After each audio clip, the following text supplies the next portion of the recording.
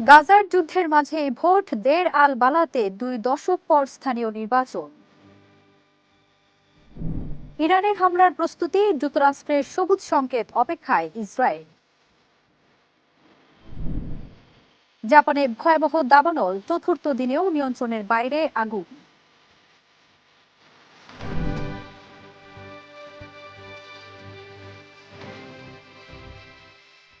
সবাইকে আমন্ত্রণ।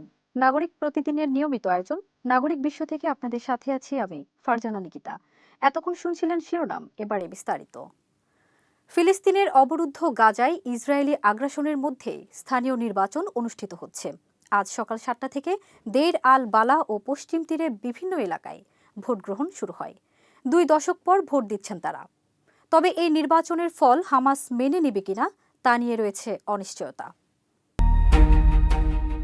ফিলিস্তিনের অবরুদ্ধ গাজায় ইসরায়েলি আগ্রাসনের পর আজ শনিবার প্রথমবারের মতো স্থানীয় নির্বাচনের ভোট গ্রহণ হচ্ছে। পশ্চিম তীর এবং গাজার কেন্দ্রীয় অঞ্চল দেইর আল বালার বাসিন্দারা সময় সকাল 7টা থেকে ভোট প্রদান শুরু করেছে। এক প্রতিবেদনে টাইমস অব ইসরায়েল বলেছে, 2 দশকেরও বেশি সময় পর প্রথমবারের মতো ভোটাধিকার প্রয়োগ করছেন দেইর আল বালা শহরের ভোটাররা। 2007 সালে হামাস গাজা উপত্যকার নিয়ন্ত্রণ নেওয়ার পর থেকে এখানকার বাসিন্দারা নিজেদের স্থানীয় প্রতিনিধি নির্বাচনের সুযোগ পাননি।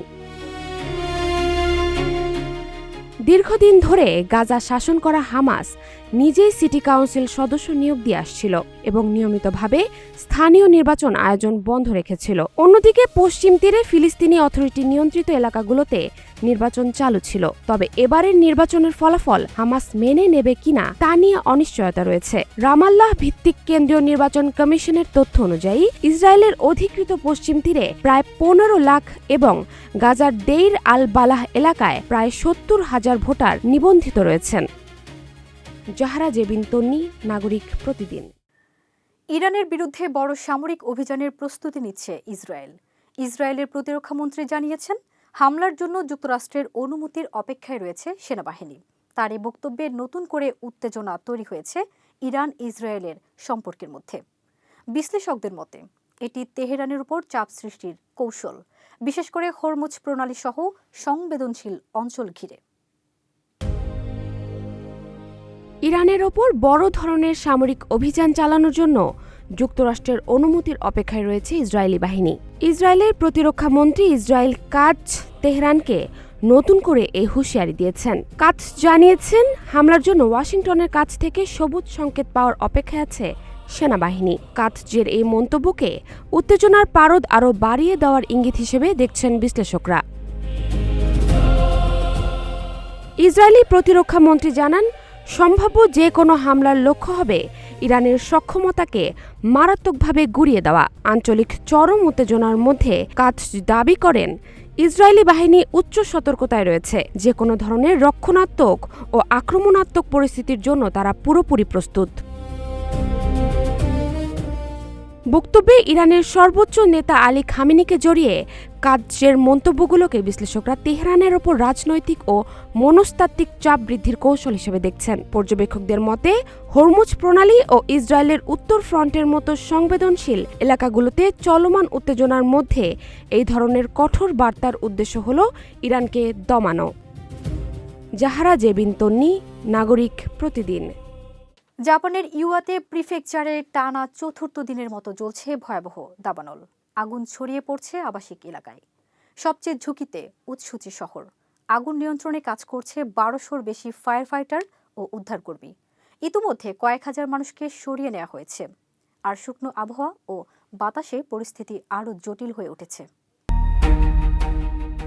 টানা চতুর্থ দিনের মতো জাপানে জ্বলছে দুটি বড় বনাঞ্চল। ইউয়াতে প্রিফেকচারে ভয়াবহ দাবানল এখন বড় সংকটে পরিণত হয়েছে। আগুন ধীরে ধীরে এগিয়ে যাচ্ছে আবাসিক এলাকার দিকে, আর এতে স্থানীয় বাসিন্দাদের মধ্যে আতঙ্ক ছড়িয়ে পড়েছে। রয়টার্স জানিয়েছে, আগুন নিয়ন্ত্রণে ব্যাপক অভিযান চালাচ্ছে জাপান প্রশাসন। মাটিতে ও আকাশপথে কাজ করছে 1225 জনের বেশি ফায়ার ফাইটার ও জরুরি কর্মী। বিভিন্ন এলাকা থেকে অতিরিক্ত উদ্ধারকারী দল পাঠানো হয়েছে। এছাড়া জাপানের সেলফ ডিফেন্স ফোর্সের হেলিকপ্টার আকাশ থেকে পানি ফেলছে আগুন নিয়ন্ত্রণে আনতে। কিন্তু শুকনো আবহাওয়া ও দমকা বাতাসের কারণে পরিস্থিতি আরও কঠিন হয়ে উঠেছে। সবচেয়ে ঝুঁকিতে রয়েছে উৎসুচি শহর। শহরটির প্রায় 1/3 বাসিন্দাকে এলাকা ছাড়ার নির্দেশ দেওয়া হয়েছে। এখন পর্যন্ত 1541টি পরিবারের 3233 জন মানুষকে নিরাপদ আশ্রয়ে সরিয়ে নেওয়া হয়েছে। দাবানলে এখন পর্যন্ত 730 হেক্টরের বেশি এলাকা পুড়ে গেছে। আগুনে অন্তত 8টি ভবন ক্ষতিগ্রস্ত হয়েছে, যার মধ্যে একটি বসতবাড়িও রয়েছে। তবে এখন পর্যন্ত কোনো হতাহতের খবর পাওয়া যায়নি। জাপান আবহাওয়া সংস্থা জানিয়েছে আগামী 1 সপ্তাহ বৃষ্টির সম্ভাবনা নেই, ফলে আগুন আরও ছড়িয়ে পড়ার আশঙ্কা করা হচ্ছে। ফারজানা নিকিতা, নাগরিক প্রতিদিন। এই ছিল নাগরিক বিশ্বের আজকের আয়োজন। পরবর্তী আপডেট পেতে নাগরিক প্রতিদিনের ফেসবুক পেজ ও ইউটিউব চ্যানেল ফলো করুন।